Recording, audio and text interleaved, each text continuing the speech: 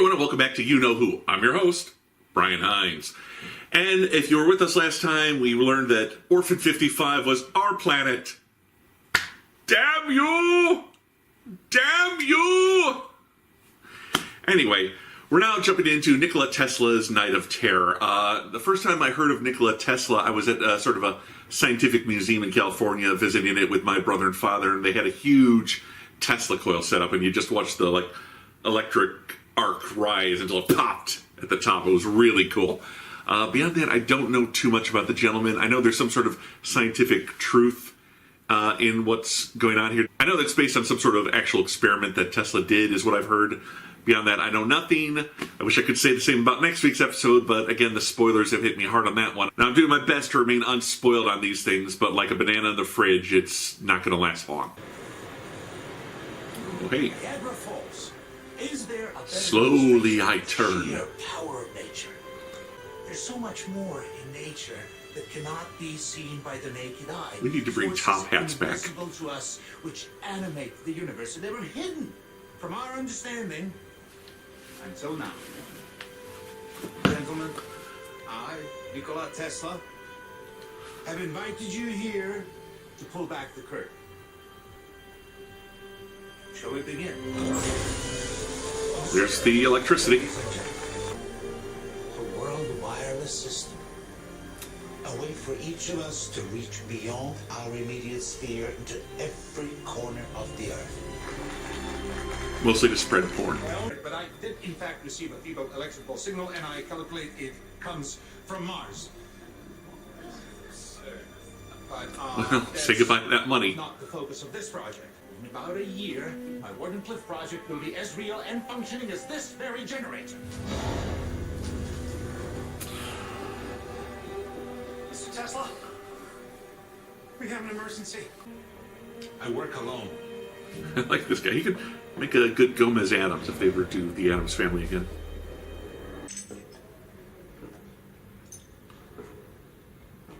Always go for the monkey wrench if you need to defend yourself. Oh! The first BioShock trailer taught us anything, it's that the monkey wrench is the weapon of choice in the early 1900s.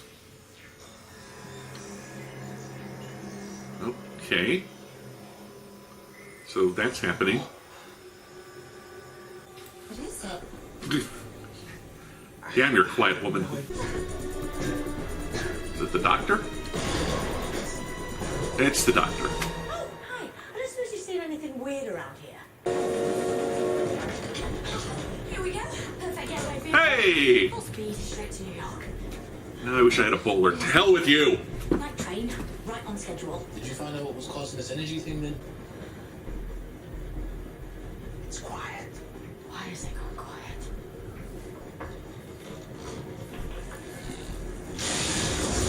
Ah. Green energy again, like the ball. What?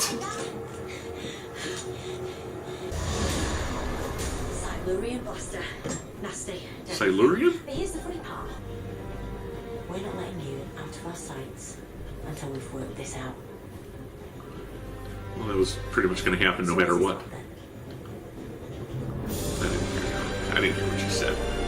That's the thing with reactions. Sometimes you talk over, you're talking and they say something important, you miss it. That's the dark side of reactions, kids.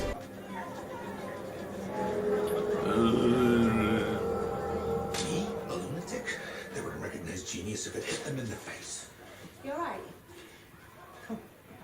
Absolutely, yeah. Their opinions do not affect me. Sticks and stones. Tesla's lab. This is going to be something special. Proper 1900s science. Or it could be a huge disappointment. I won't lie. I was expecting more. Oh, let's have a look about. Ooh, okay. It floats. As a way to share their legacy long after they were gone. It's the Voyager probe. How would someone try to kill us to get their hands on that? I've no idea, Depends on what's in there. but maybe I can find out. You're an inventor. I have my moments. I knew it. So you can understand how it feels. You know, when you have an idea and to make it real, I don't think there's any greater thrill. I couldn't agree more. Changing the world takes time. You have to be patient. I tried, but you saw them outside. They talked as if I was dangerous or mad. So prove them wrong.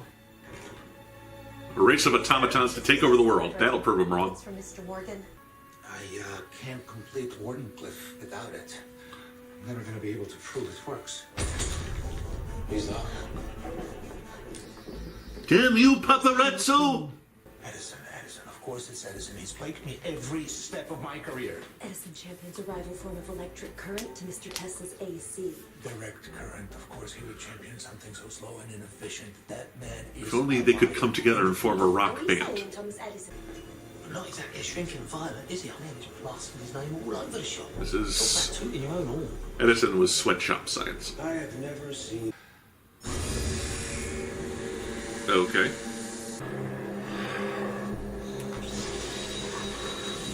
Really? Nobody caught that?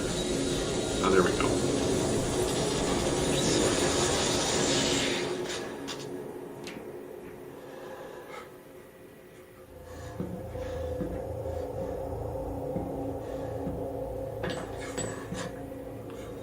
Run! Something. Where's your zinc? Zink, have you lost your Zink! Zink! Finally thinking like a scientist. So we're not zapping it, but we'll burn it. How about we try this again? Who are you? Show your true form. No, don't. Ooh, what? Ooh, huh? Meanwhile, on the set of Batman Forever. Oh, what?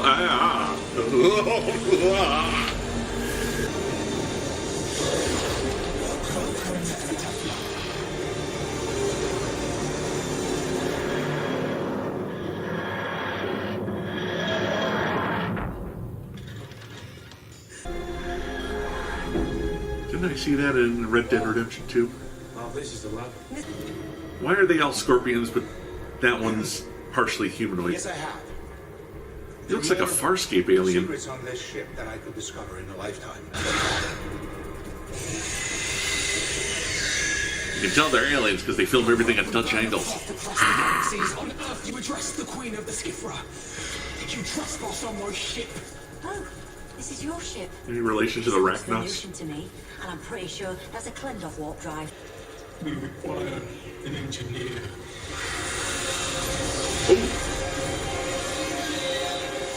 I was talking. When spoken to, We required an engineer. The internal dimensions transcends the external. Spot on. that's got to burn a little, Edison. Listen up, Skitter Queen. It's me, on behalf of Tesla. He's Consider this podcasting. your official eviction notice. You can't have him. He's with us, and we're not going anywhere. Then we will kill all the teeming millions that infect this world.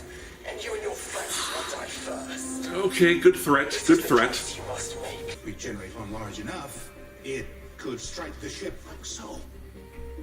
Yes! High five. What? Too early. Prototype death ray? Yes. Prototype death ray. Oh, my death ray. I had intended it for peaceful purposes. Get down, kid. Where the hell did it go? Quick, inside. It's my latest invention, the pointy shooter. Okay. Oh, they've got hands. They do have hands instead of pincers. That more than anything has shocked me in this episode. Scorpions with hands.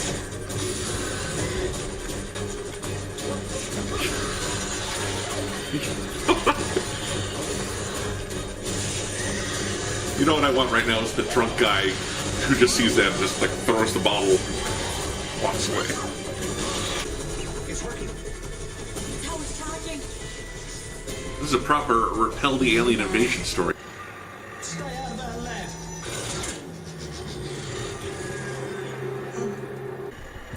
And what are you planning to do with this? Nothing, I just wanted you to take it. Bye-bye. Bring me Thanos!